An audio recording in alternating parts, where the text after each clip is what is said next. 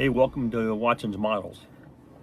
So I'm going to look at a kit that's kind of vintage. I mean, the date on the instructions is 1995. It's a Bandai kit, and it's 1/24 scale. All right, M60A1.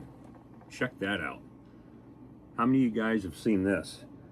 Now, this belongs to a friend of mine who is a young man who lost his grandfather, unfortunately, and found this in his property and thought it would be cool to have it built. Now, his grandfather served in the United States Army as an M88 recovery vehicle crewman back when this tank was in service.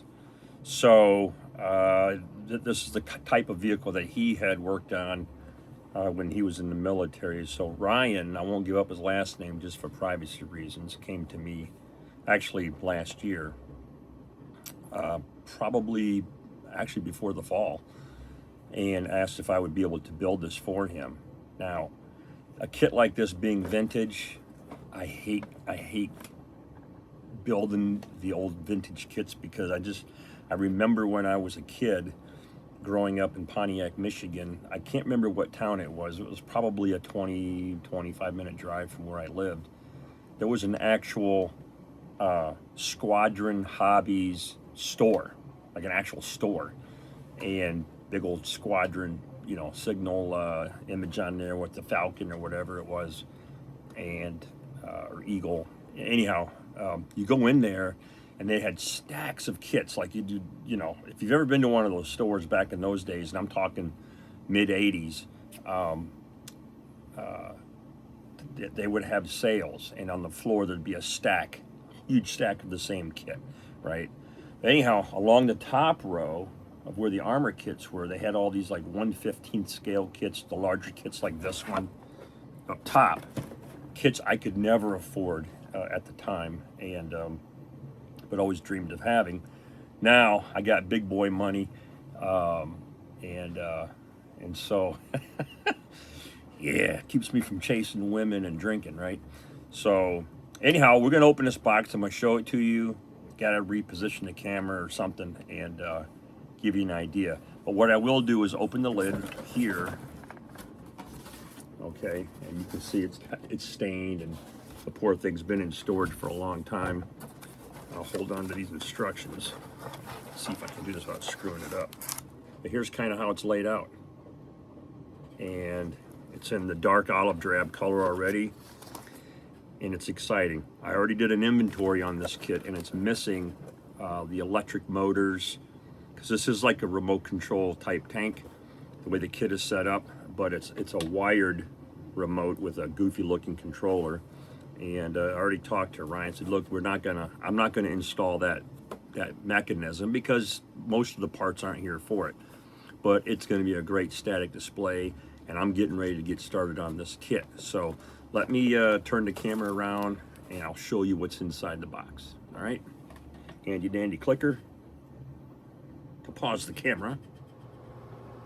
Okay, I think this is gonna be a good angle for you. So right off the bat, here are the instructions. And you can see the date 1995 on here. Big tank collection,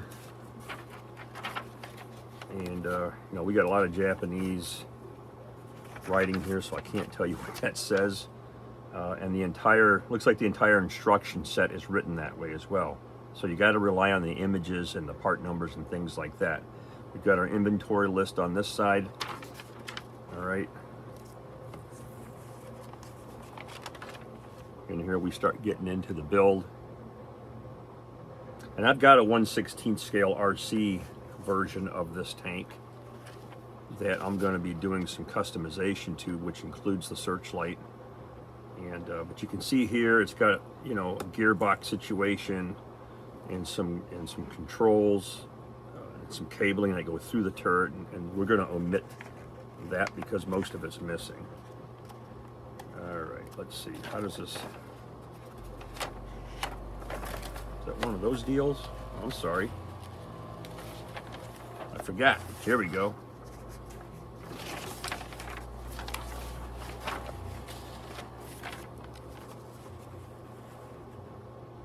Here's the remote stuff.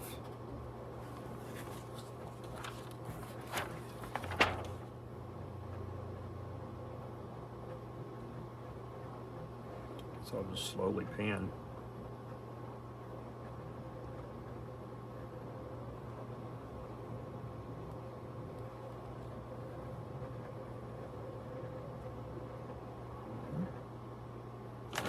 Pretty cool.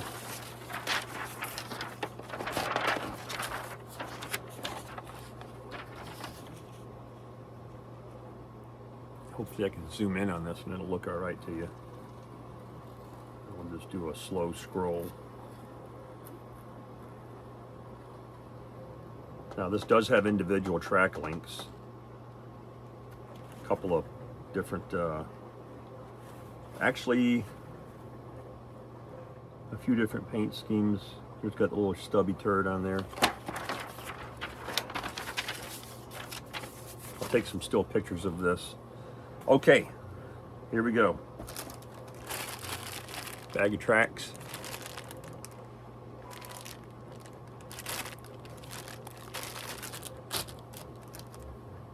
This is part of the remote system, which we're not going to use. Okay, grab handles. What do we got here? Light guards, part of the floodlight system. I like the dark colored plastic too. That's pretty cool. And it's neat that he's got this thing, it's still sealed up. All right, turret. You can see the cast texture on it. Not bad for a kit from back in those days. Right?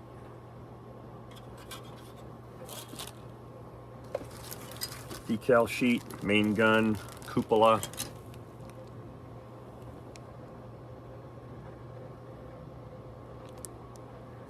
Turret basket. And of course the gun is plastic.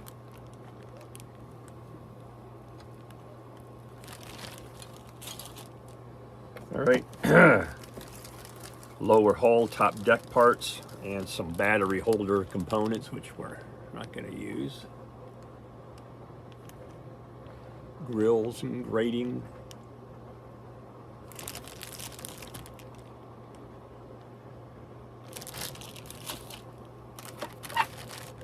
Suspension parts, hubs, and that's it. Looks like suspension arms. Anyhow, here you go.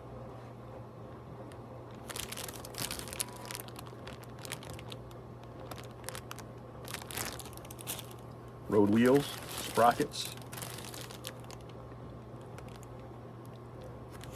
They're pretty straightforward. Let's see what's in this box. This box has your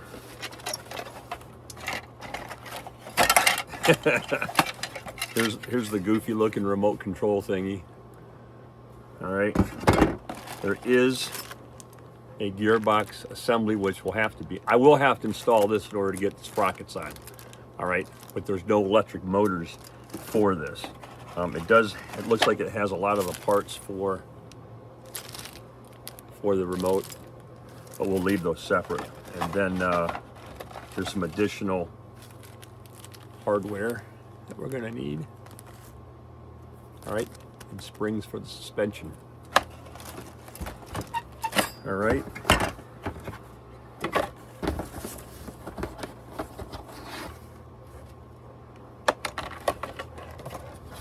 I'll fix that later.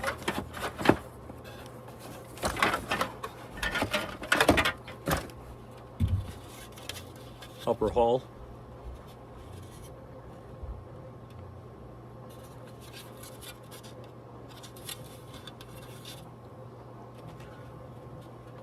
And the lower. Okay.